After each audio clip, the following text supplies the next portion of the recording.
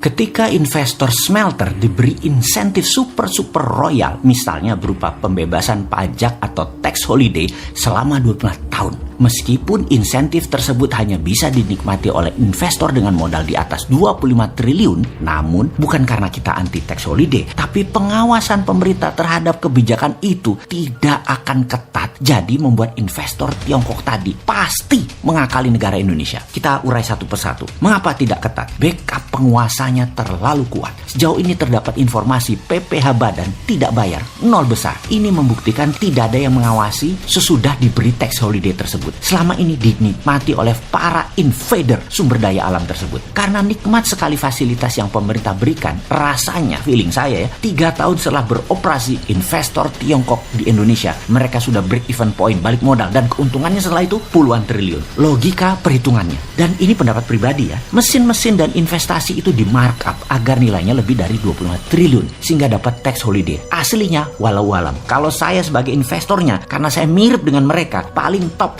10 triliun modalnya. Kalau saya dikasih kesempatan di negara lain yang kasih tax holiday, Vietnam gitu misalnya kasih saya akan bangun pabrik nilainya 20 triliun. Ambil sumber daya alam Vietnam dalam 5 tahun habis sampai nol kalau perlu. Dan sudah balik modal dalam 5 tahun. Mau ganti pemimpin nantinya, mau kebijakan nantinya diubah oleh penguasa baru, kita udah tiong-tiong dapat cuan. Paling top nilai asli investasi kembali lagi 10 triliun. Apakah pengusaha Tiongkok nggak seperti itu? Jujur, tindakan penguasa Tiongkok di Indonesia itu tindakan nasionalisme bagi bangsanya dan negaranya. Namun bagi orang seperti saya, melihat perilaku pejabat dan penguasa Tiongkok itu sebagai invader sumber daya alam Indonesia. Ini pendapat saya, logika saya yang goblok. Anda sahabat jangan ikut-ikutan saya. Anda harus punya analisa sendiri. Logika lain lagi, kalau kita pengusaha Tiongkok dengan aturan yang tidak boleh ekspor ore mentah nikel, maka kita jadi raja pengendali harga nikel. Itulah mengapa smelter gede-gedean dibangun di Indonesia. Karena harga biji nikel yang jauh lebih murah, mereka mendekatkan pabriknya, dalam istilahnya membuat pabrik adalah mine mouth, di mulut tambang, agar tidak ada biaya angkut atas barang yang tidak dipakai atau impurities. Lalu fakta lapangan lain lagi adalah pekerja yang didatangkan dari luar negeri tersebut tidaklah menggunakan visa pekerja, melainkan berstatus turis. Wes top lah pokoknya. Hal ini kembali menggerus penerimaan negara. Harusnya kan ada pajak pendapatan negara dari pekerja internasional tadi yang kita dapati. Tapi ya sudahlah. Dalam urusan tenaga kerja ini diklaim oleh pejabat pelindung bisnis Tiongkok tersebut, dikatakan mengapa 95% pegawainya diimpor langsung dari Tiongkok? Karena tenaga kerja Indonesia tidak mampu.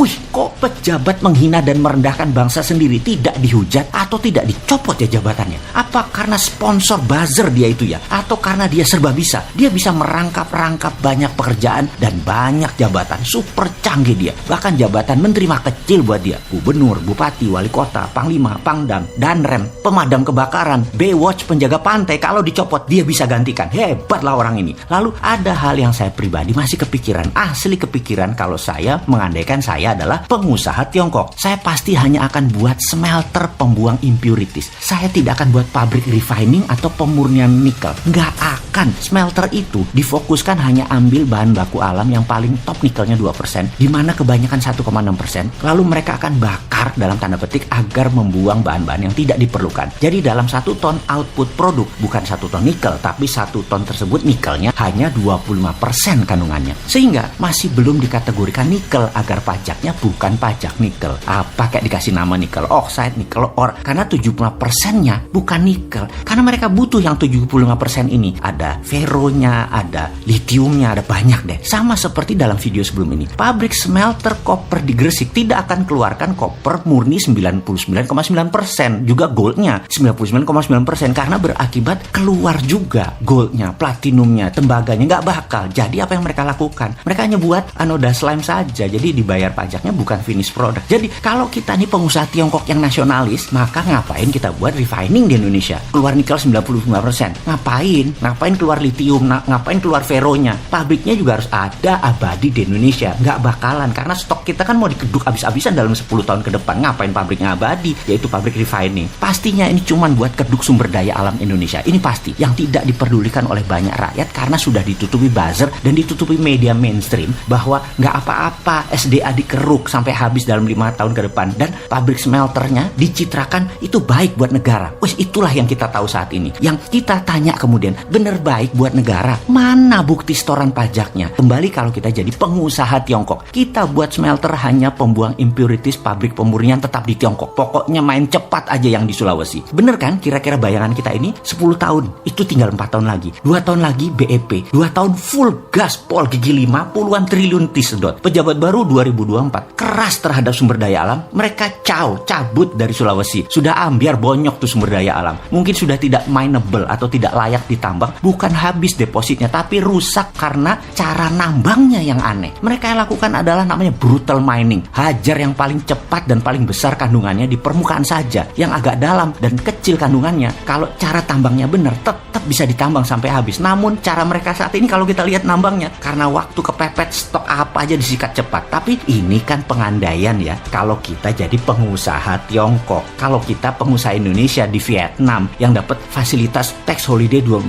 pasti kita akan markup. SDM juga bawa dari Indonesia. Kita hajar 10 tahun rata tanah tuh aset Vietnam. Finish produk tetap di tanah air Indonesia tercinta. Paham?